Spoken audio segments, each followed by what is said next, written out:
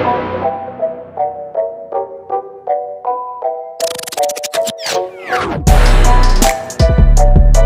stuff.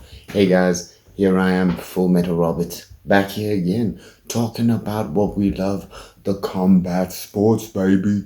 Boom, boom, boom. And if you've been liking, you've been commenting, you've been subscribing, you'd know that I've got an awesome competition going, awesome giveaway for, you guessed it, a little bit of smack merchandise, a little bit of 8 limbs, a little bit of Afro Night. But if you'll be liking, if you'll be commenting, if you'll be subscribing, you'll be knowing these things, guys. You'll be in the know. Like, you'll be in the know about the combat sports in South Africa. Like, we had an amazing weekend for South African combat sports, guys.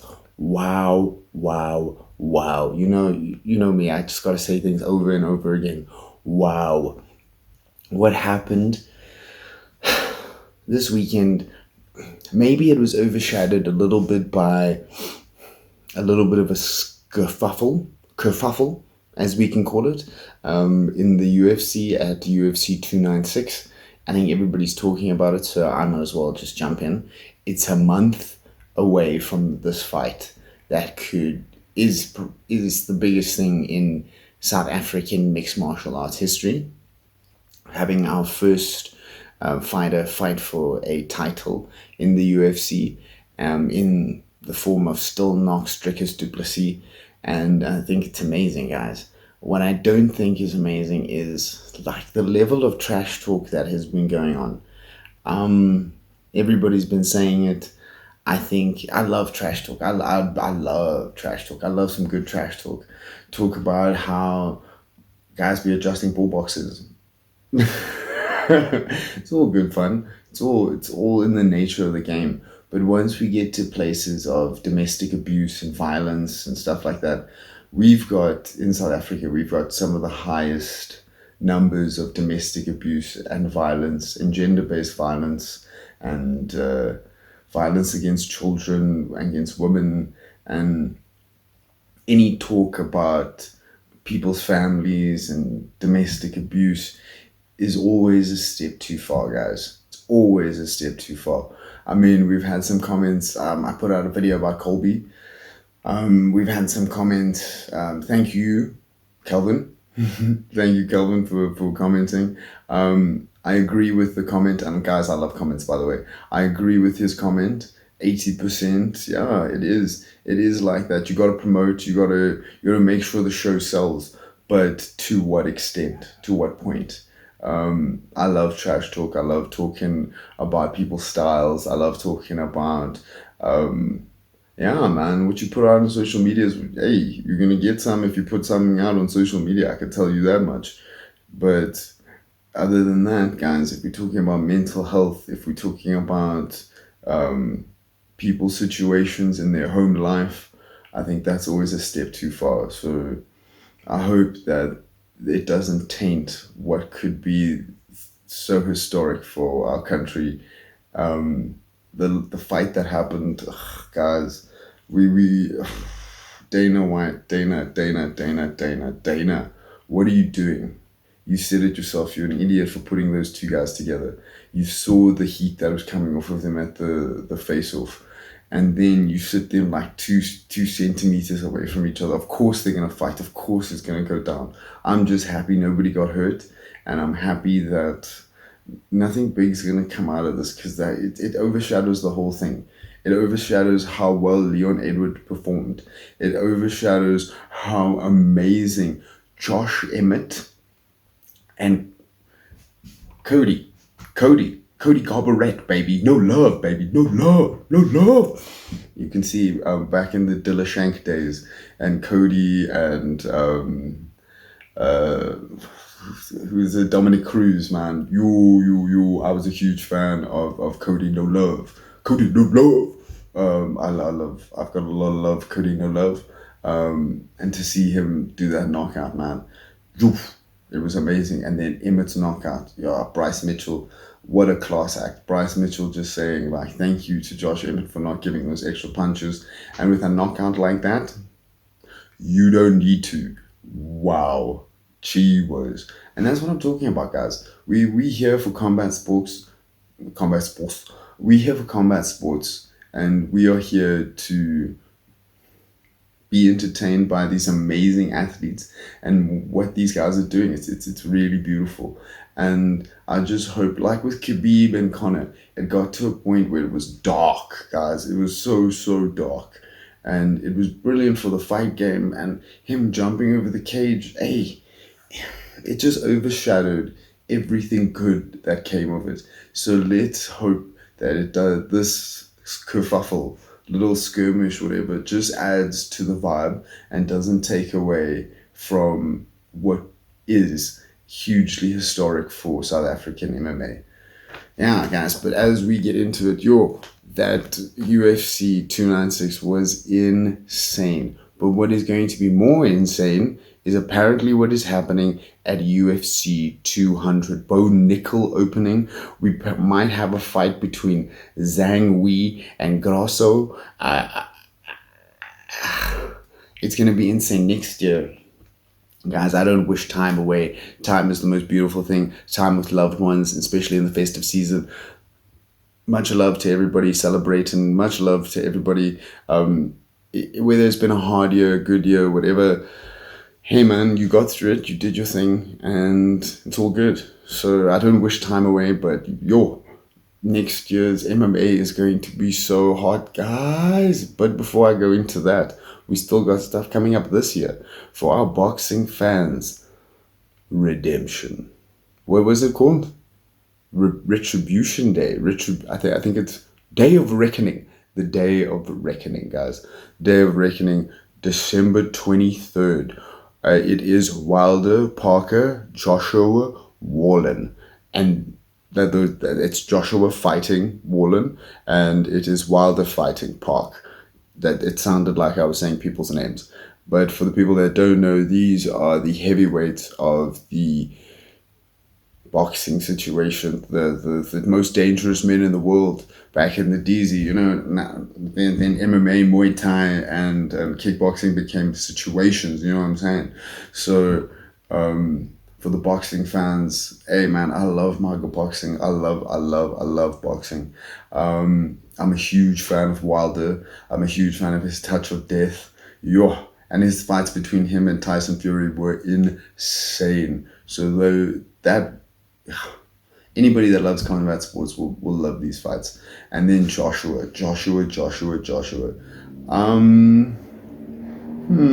I like Joshua to a point, but yeah, he's a very skilled boxer.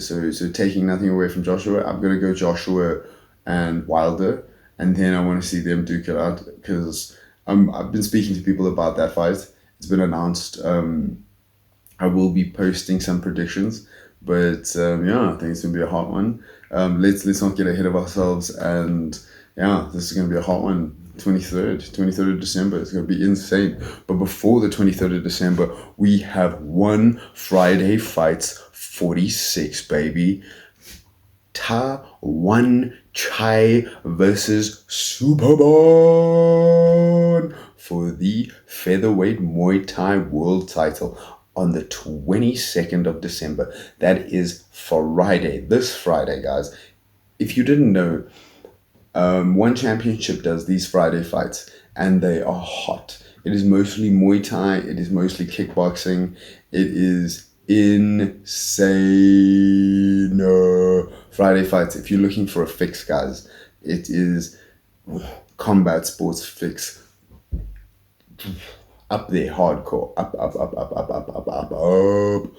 I love One Championship. I love what they're doing. I love that they're full, like a holistic combat sports situation with the jiu-jitsu, with their Muay Thai, with their kickboxing, with the MMA, and they've got stars there, guys. Superbon has one of the most highlight reel head kicks ever when he first won the featherweight Muay Thai title, and now he did lose it. I think he's had I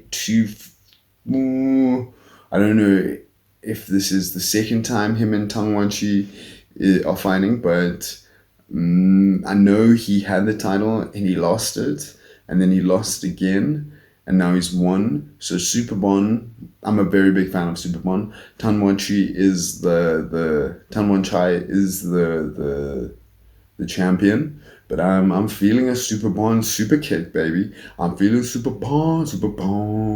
So I'm going Superbon on Friday.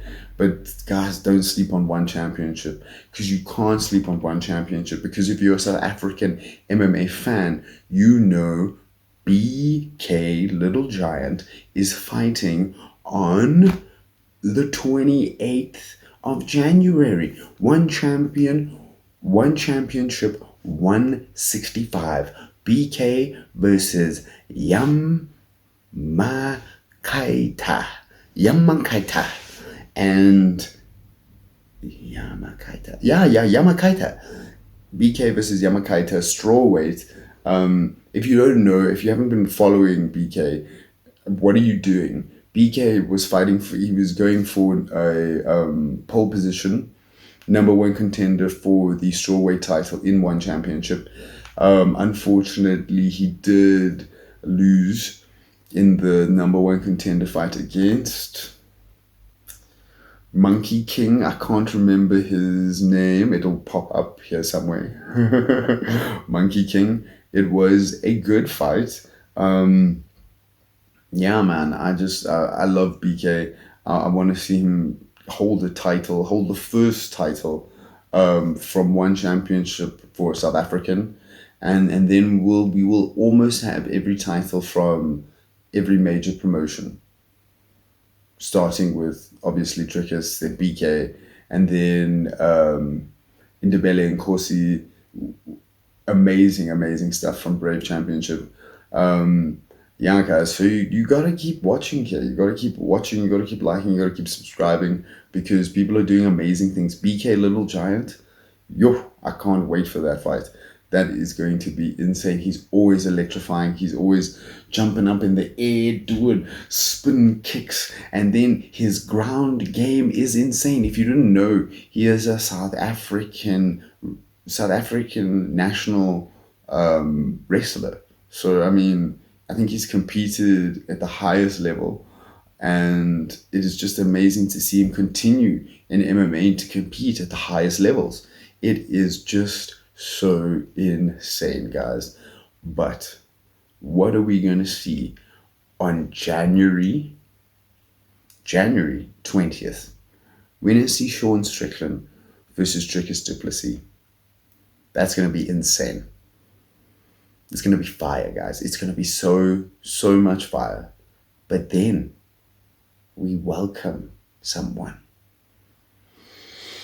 a fighter that's probably got some of the dirtiest highlights that you could ever see in combat sports, in MMA.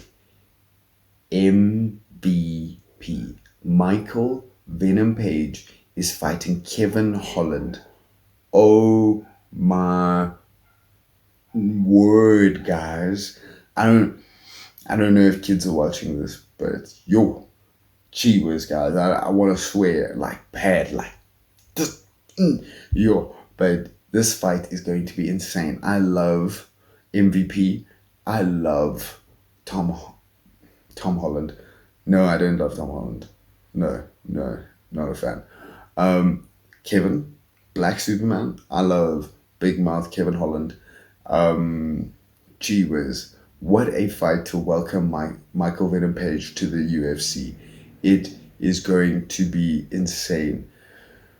We've got caliber of English MMA stars now coming into the UFC. I mean, Paddy having quite a good dominant like performance over Tony, which is kind of expected. I think everybody was a little bit sad that Tony didn't bring it home, but Paddy the Baddy, man. Paddy the Baddy, yo. And he's polarizing, man. He says some polarizing things. People are talking about him when he's on. And then Ian Gary being... Yeah, guys, I found out what a wag it was, and I was disappointed. I didn't think it was that. I don't know. Wife and girlfriend. I don't know. Yeah, she was... Ian. Now, I think after pulling out of the fight with Vincent, then now you talking about. I mean, you haven't even. The fight's just been announced with you and Hands of Steel, man. So now you talk shit and you like, I don't know. I mean, like, this is the second time this fight's been booked. So I don't know, man. Let's see what happens. I'm not a big fan of Ian, but we're talking about him because he's an English star, and now we've got Michael Venom Page, who's another English star, and we've got Paddy the Baddy, another English star. So the English regime within the UFC is strong, and it's good looking. Yeah, man, and Tom as well. Tom being the interim heavyweight champion. The English guys, man, I've got a soft spot for the English fighters in the UFC because one of my favorite fighters of all time, other than Nate Diaz, is Lee Murray. Sure, hey, if you guys don't know who Lee Murray is, do some research, do some MMA research, type some things, hit the Google up now and find out who Lee Murray is. Insanity. But yeah, man, I love the English fighters. I love the English stars coming out there. They always bring that spice. I mean, look at Conor. Yeah, yo. Being an Irish star, being a European star. Khabib being a European star. So, I mean, the Europeans got something, dog. But we're going to show them that the Africans got something too. You know what I'm saying? The Africans be bringing the heat, yo. So, guys, I think final messages. Let's not let the dirty trash talk overshadow what is going to be extremely historic for South Africa and for South African mixed martial arts. And let's, especially now in the festive season, let's remember it's always better to give than receive.